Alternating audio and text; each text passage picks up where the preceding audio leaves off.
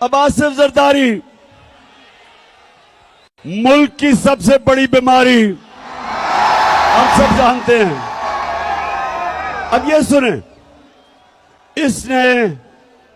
इसने $60 मिलियन जो होता है 13 अरब रुपया इसने स्विट्जरलैंड में रखा हुआ था।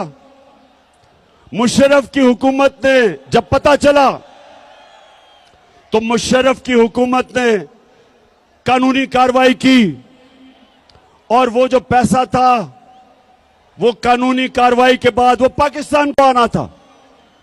लेकिन जनरल मुशर्रफ ने इस मुल्क के ऊपर इतना बड़ा जुल्म किया कि इनको दोनों को एनआरओ दे दिया और माफ कर दिया, जबकि जनरल मुशर्रफ का पैसा ही नहीं था माफ करने के लिए। मेरी तरह के लोग